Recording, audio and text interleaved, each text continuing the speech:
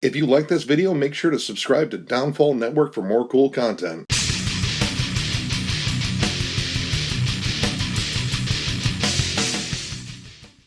What's up, everyone? Thralls Metal here once again. I'm Necrotic Nick. And I'm Jammin John. And we have an album review for you.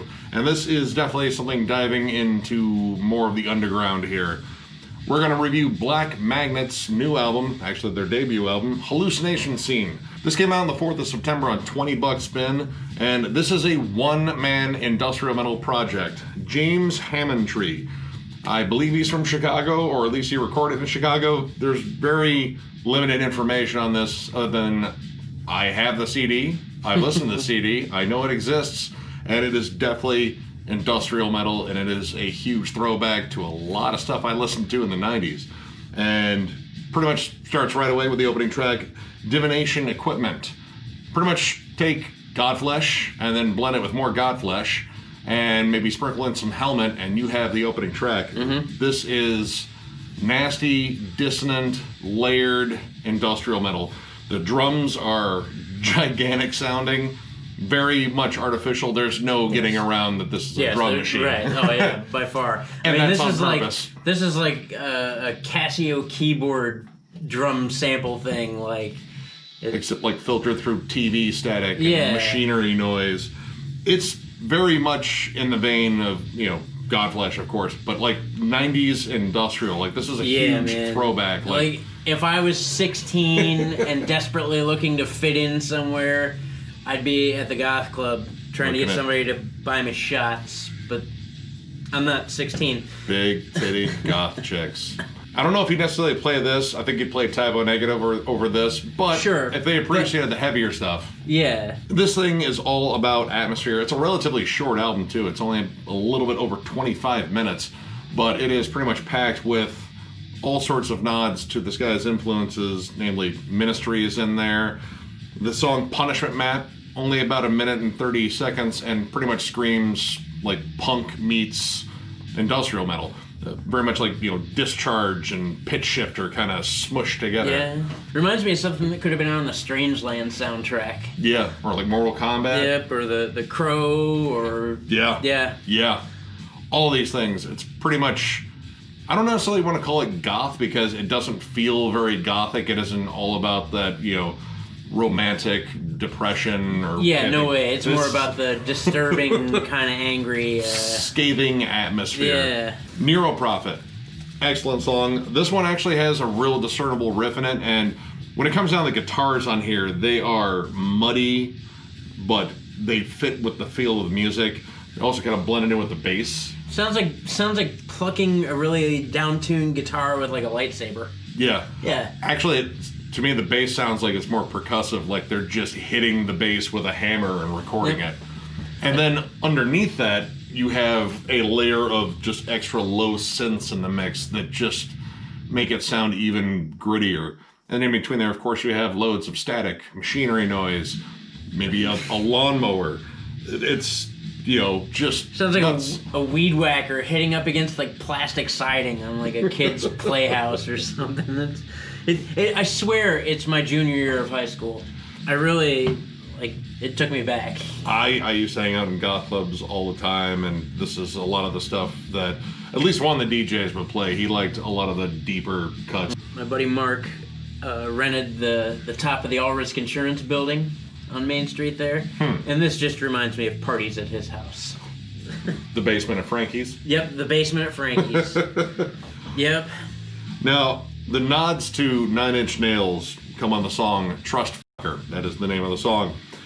Right away, as soon as the drums start coming in, it is flat out the beat to Closer. Yep. And again, like a lot of the songs in here are danceable. If you dance, I don't dance. I suck at it. I don't dance at all. Dude, look, I do the sprinkler. And not really that great. I look like... But the dice. Yeah, shaking a lot of dice. It's pretty much the only move he's got. I dance like an idiot with a sparkler. It's bad. Actually, that's pretty spot on. But I thought that was an interesting track, namely because the not-so-subtle nod to Nine Inch Nails, but you get to Crush Me, and you probably get some of the cleanest moments on here with the very almost poppy synths. But that's immediately ruined as soon as the guitars come in, and it's back to the land of machinery hell. And I gotta say, I love the fact that this is heavy across the board, even when there aren't guitars. It reminds me of that song that's in Grandma's Boy when they go into JP's lair. Oh, yeah. The song Window Licker. This is just a kind of a crazy throwback, and I was really kind of surprised as to how much of a throwback it was, because like this made me want to dust off like my old Chem Lab albums, and that's kind of a deep cut there. But it's caustic, it's unapproachable, it's dark, but yet it's rhythmic. It has kind of a cool pulse to it that really you'd only hear in industrial music, and I listen to a lot. Hegemon or Hegemon or whatever it is. Hegemon? Digimon. Got it. Ooh. Pretty much sounds like a combination of Skinny Puppy and John Carpenter's scores for horror movies. And I have to say this came out a month too early. This should have been an October release because it's creepy. Yeah. It's a very unsettling feel, especially with all the weird samples in there. Occasionally you get like samples of maybe some movie dialogue, but it's really buried in the mix. Like, there's a couple spots where it sounded like it was spoken word. But overall, I really enjoyed this. It's definitely a throwback. Like, and it's definitely a personal throwback for me, because there was a point in time where I was absolutely huge in this music. I don't know, it just kind of got me in the strangely gothic feels or industrial feels. It was definitely industrial. It really... Like, I took a trip down memory lane. I went back to high school, and my Jinko jeans and my black sweater, my fucking bowl cut. Yep. Man, that is quite a picture you were painting. Had my ear pierced with a sewing needle. We were drinking tequila wild Irish rose. I had dyed bleach blonde hair. It was not pretty. I had a labre. Yeah. Looked like Rob Flynn from the Burning Red. No, I looked more like Johnny Bravo. It wasn't good. It wasn't good.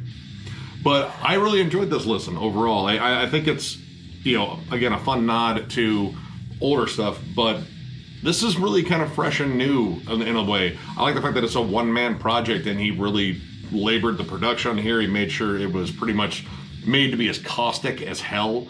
It sounds unapproachable, like some, really creepy goth kid that always sat in the corner of the club and just looked at you. Smoked cigarettes. Cloves. You could smoke cigarettes in clubs back then. Way back then. But overall, I'm going to give this 3.5 stars. This was a fun listen, and I would definitely come back to this again, just because, again, the nostalgia factor is good, but I really enjoyed the music. It's, that kind of odd mix of catchy, but it just feels like it shouldn't be. So yeah, I don't know, I kind of like it. My personal take.